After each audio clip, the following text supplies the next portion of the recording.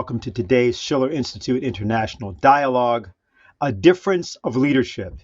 Can war with Russia still be averted? This idea of expanding NATO to a global NATO to contain Russia and China, and at the same time insist that the United States and NATO and the Western countries are the only ones who can determine what a global rules-based order is simply totally outside of any reality.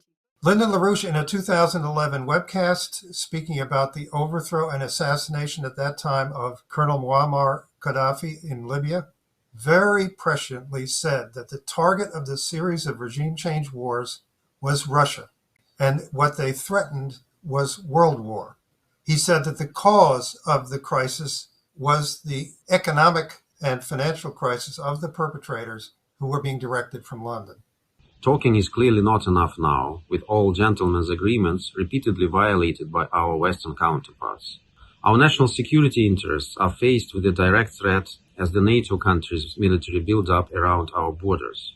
Therefore, this time we do not expect lengthy discussions, but rather very concrete response from our Western colleagues with regard to the proposals on security guarantees we put on the table. I suggest very strongly that we need a new security architecture, which has to reflect on the basic lessons of history. I mean, you have to look at treaties which did lead to peace and those which didn't.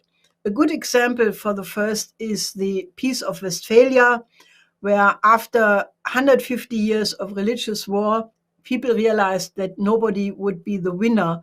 So they agreed on the famous principles of the Peace of Westphalia, the most important of which being is that you have to take into account the interest of the other. Where was that concern for the sovereignty of Ukraine when the U.S. ran the coup in February 2014? How is it reflecting the interests of the Ukrainian people when that revolution, so-called, that regime change coup, brought in the International Monetary Fund and lowered the standard of living of the people of Ukraine dramatically?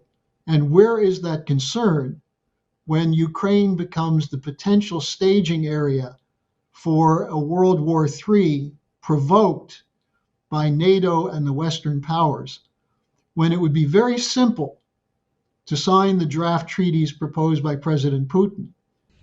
I hope our Western colleagues will be good students of history as well.